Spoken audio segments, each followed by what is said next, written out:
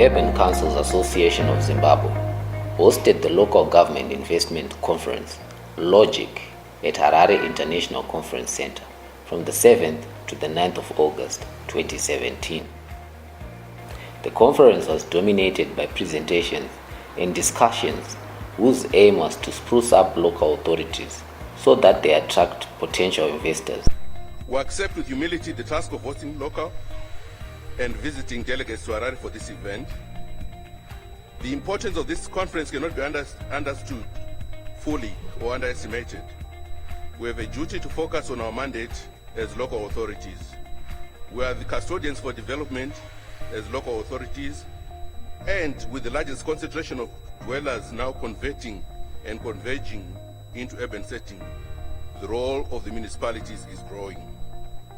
As Harare, we and our sister cities around the country benefit from these, and through conferences like these, to show our visitors and investors that we are serious destinations which visitors and potential investors and partners would want to come and support. This should show by our desire to improve the conditions of doing business in our areas and the need to attract investments and in a conducive environment, as well as offering attractive opportunities. We're exporting most of our products because we do not have the industries to make them into finished products. We urge our industries to grow. We'll be able to create what we see as a lot of employment creation. Let industrialization come into our local stations. Let's use this opportunity to think like businessmen and women who are not bureaucratic gatekeepers. Most important areas in local governance and investments were explored during the 3-day conference. Participants who attended the workshop were taken through institutional arrangements that can be put into place to promote investments in urban local authorities and regulations that affect business and operations in urban local authorities' economy across all the areas of doing business.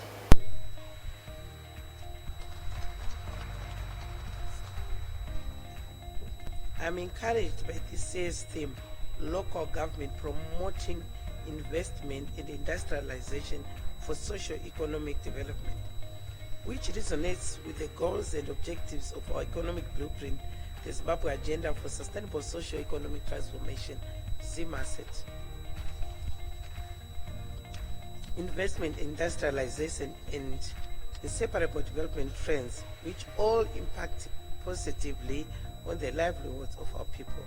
Harare Metropolitan Province has suffered from a shrinking of the productive base of its economy, and I sincerely hope that this conference will generate ideas on how our province regain its status as an industrial hub of the country.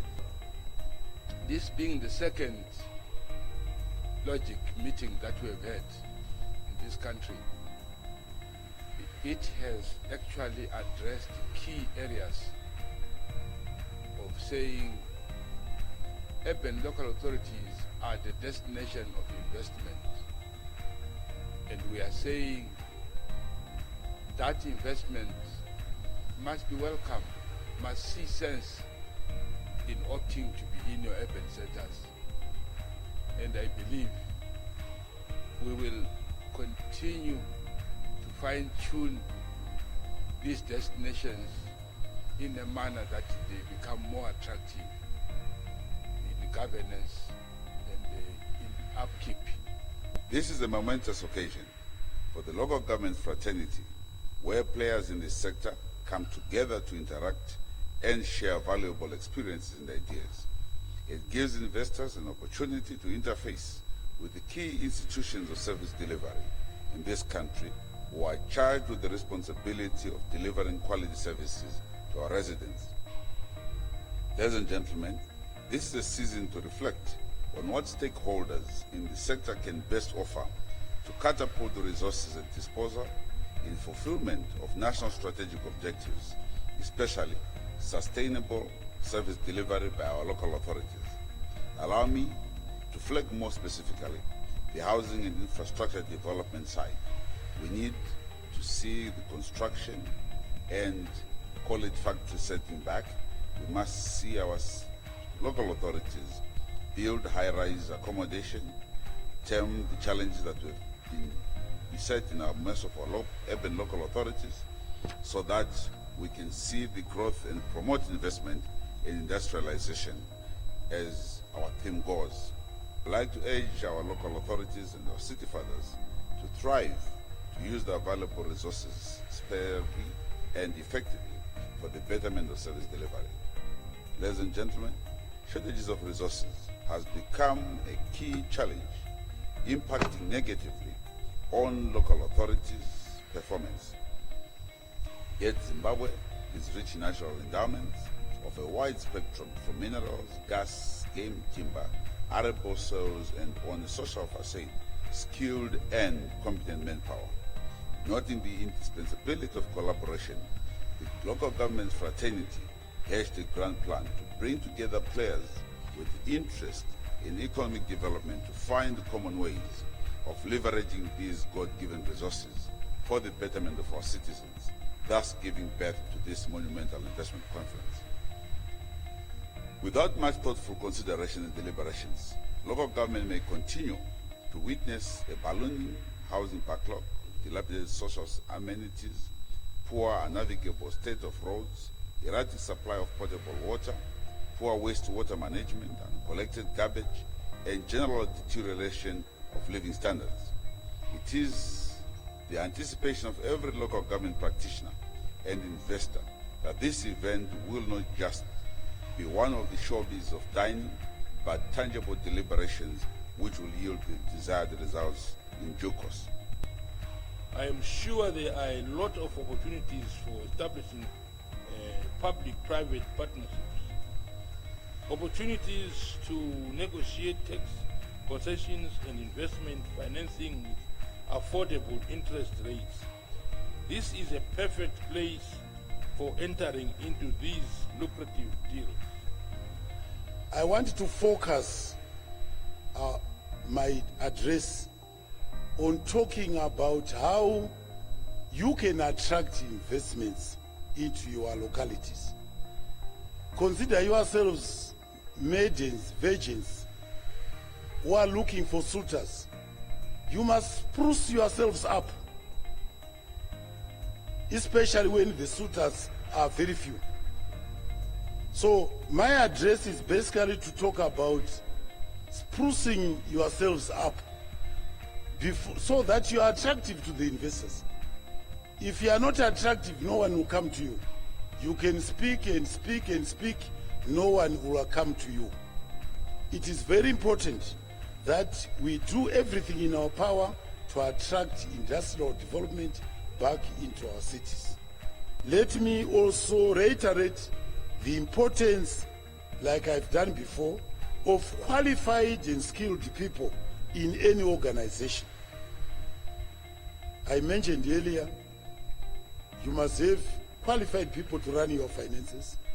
You must have qualified people to run your human resources department. You must have qualified people to run your engineering department.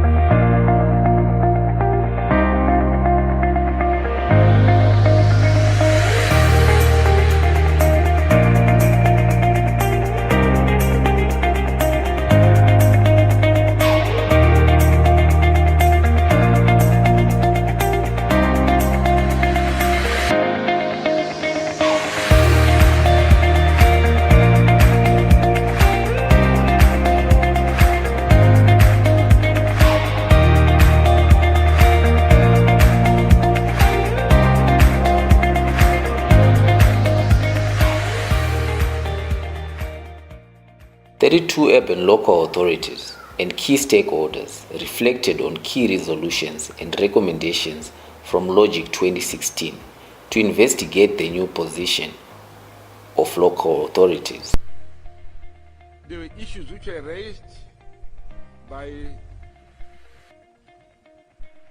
the Samajese, the principal Escoven Institute of Manpower Planning and Development. He talked about institutionalization of integrated result-based management and urban local authorities in Zimbabwe. Remember what he said. And the other presenter was Professor Napi from Chinoi University. He talked about integrating service level benchmarking into urban local authorities investment promotion strategy. Then the third one we had was Cllr George from South Africa Local Government Association, who talked about promoting trade and investment in urban local authorities, experiences from South Africa. I think that was really quite something, where he was talking about representing 257 local authorities as opposed to ours, which is 32. We would want to see how they structured this that much. Maybe if we go back and say how much did they come up to categorize them to become municipalities, we will learn something from them. We may probably bring in the Gutum Pandawanas, the Chivus, the Scotinis. I don't know. I'm just trying to raise your appetite in trying to be inquisitive on what's happening. To Mr. Tobile George, I have liked your social packages aspect to less privileged, to the less privileged in areas like water, electricity, and refuse removal. Do you have in your budget a special injection of funds from central government to cater for that?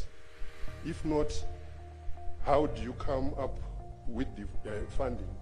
The key question to be answered is, what institutional arrangements can be put in place to promote investment in urban local authorities? Significant progress has been made in repositioning urban local authorities through integrated results-based management and service-level benchmarking initiatives in all urban local authorities. Revenue water. What advice can you give for local authorities to recover that money which they're losing? Professor? Approach investors and show them that this is the situation. There is a funding model that has been used elsewhere where people come in and say, we can do this for you and we save so much and we share the benefits. So it could be one of the avenues. We are also aware, as CAT, we have been assisting Chinoi municipality. I think the next is it Usape? I'm not sure. But we've been working with the councils on water audits.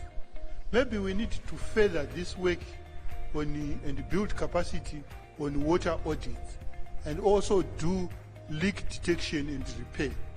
And then the repair requires money also, which then goes back to the funding models. So I think what we need to come out with are the funding models. On maintenance,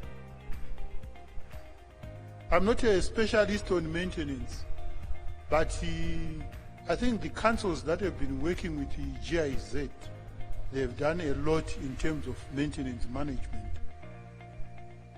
And other councils, I think, through the SLB platform, can learn from those councils what they are doing in terms of maintenance. But what we encourage in SLB is that we have set targets. I don't recall the benchmarks off yet, but they are around 5%. That should be set aside in your budget for maintenance provisions. That's 5% of your expenditure in water supply or wastewater or solid waste management. And you should have a maintenance plan. So the budget comes from the maintenance plan. And that maintenance plan through SLB visits, the peer reviewers actually ask to see the maintenance plan. So I think something is happening because each visit, they need to see it. And this year, I think we started seeing them, although some of them, they'd been pasted a day before. But at least they are now in place. The conference was used as a platform where urban local authorities were urged to embrace the ease of doing business so as to create a conducive investment environment. The focus was on regulations that affect business, operations in urban local authorities' economy across all areas of doing business.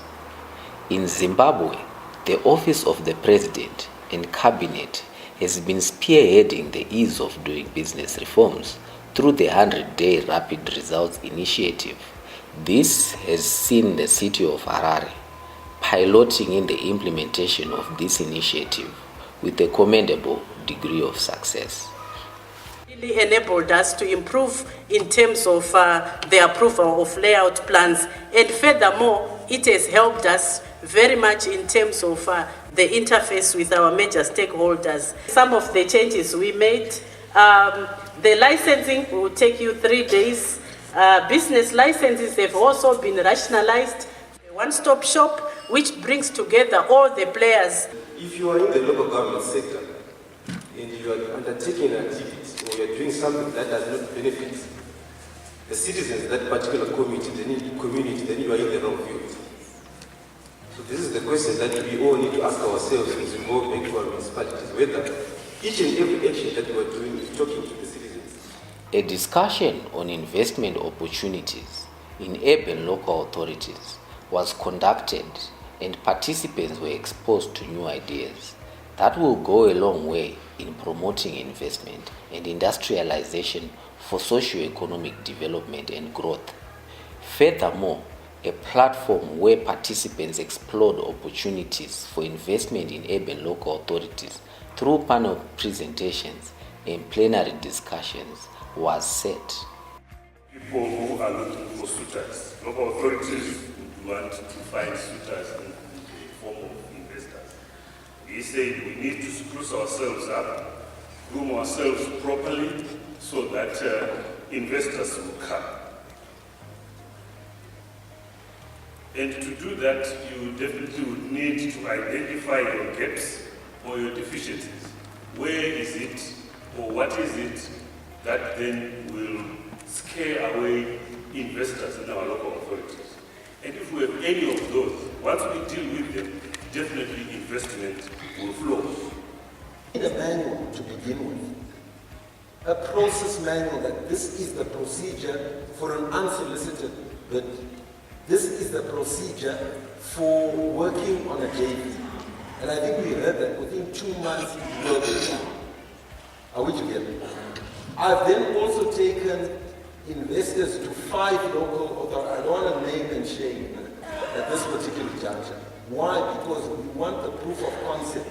There's no point in us bringing investors to all 32 of you when in fact we don't know the best way of putting our best foot forward.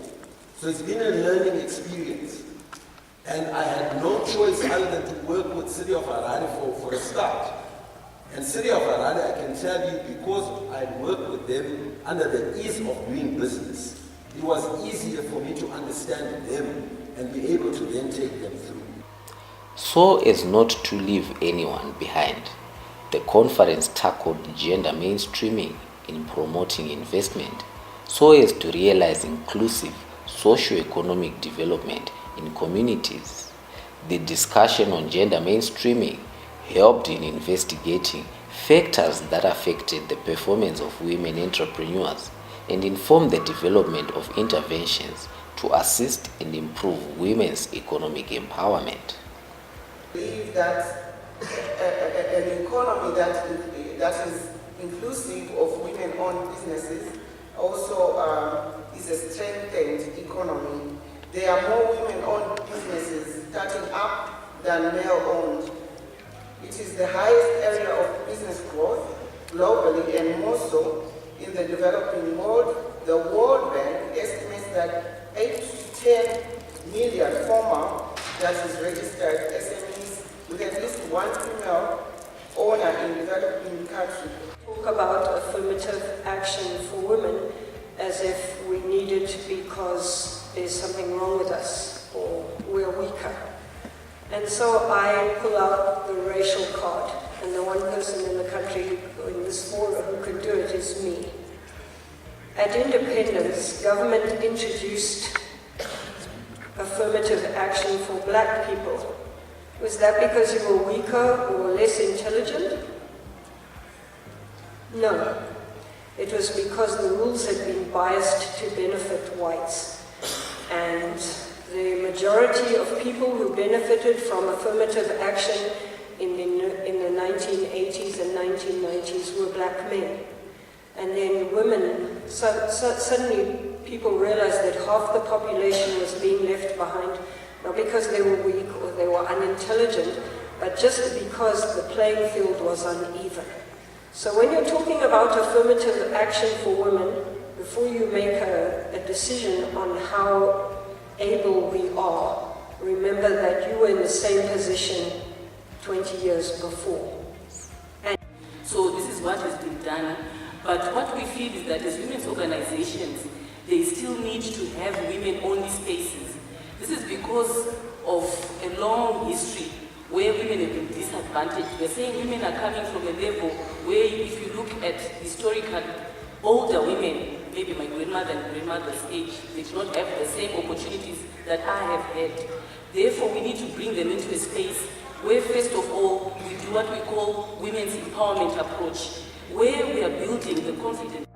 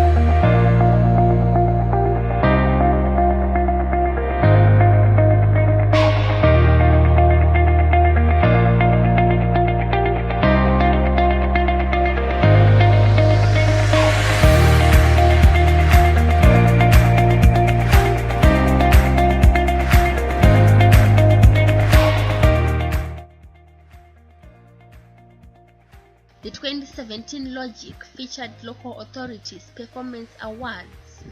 The purpose of the annual event is to reward local authorities for excelling in service provision.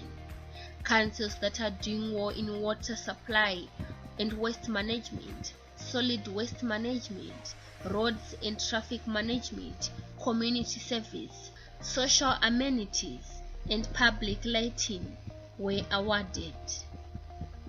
Other categories included Financial Management and Corporate Governance, Development Control and Best Exhibitors Award. Ladies and gentlemen, in the community services, social amenities and public lighting is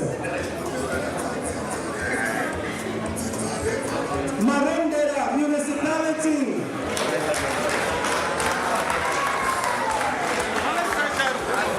Let's clap hands for them. Let's clap hands for them.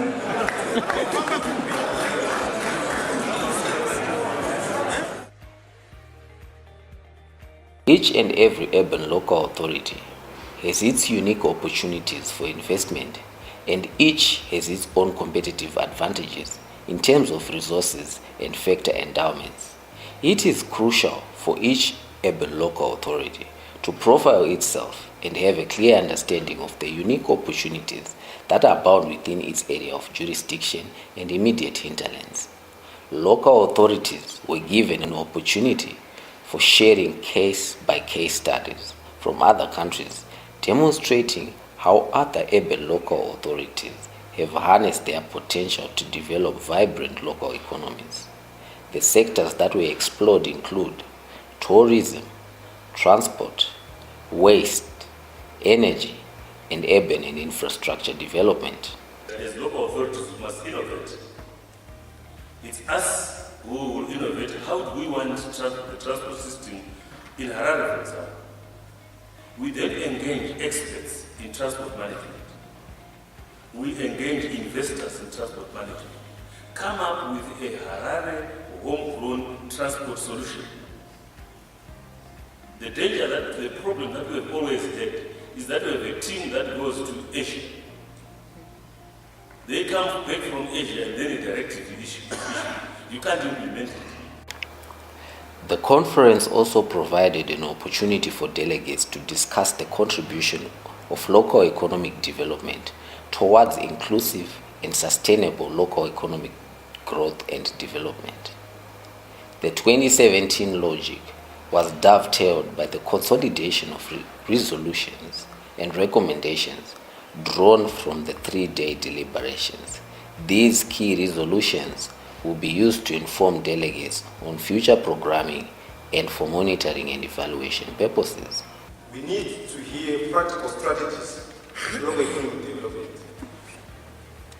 Let's go beyond the concepts, the theories, and the terminologies so that our town councillors, our town clerks and other professionals who are amongst us, they can go back to their municipalities with something on their heads which they can actually implement. This event is very important as it seeks to usher a new approach to our local government system of promoting citizen-centred local economic development. CLGF, for the last 20 to 25 years, has worked across 47 countries, promoting democratic values, good local governance, and being the voice of local government across many parts of the world. Local economic development is a learning experience. I want to raise that at the beginning so that everything we are doing is learning and adding to knowledge. Now, this is important because when it comes to functioning of local authorities, I think the most important thing that should happen is the learning. The main objective of the workshop was achieved when a plenary presentation on resolution and recommendations that came out of the 3-day event was conducted. Apart from providing the knowledge and skills necessary for investment promotion, the presentations and discussions helped to realign the delegates' thinking around key investment promotion strategy. From this workshop going forward, from this conference going forward, what is it that we are going to do? What is it that we have learned? And what is it that we feel we can do better? What is it that we should start doing? What is it that we should stop doing? This vote of thanks signifies the end of a very successful and historic event on the calendar of UCAZ and hopefully on the calendar of this beautiful nation. The Local Government Investment Conference. Colleagues, I have no doubt that the Logic 2017 has lived up to its billing, that of providing a platform for the local authorities, government, private sector, civil society, and academia to candidly share ideas and strategies for courting investors to invest in our local authorities.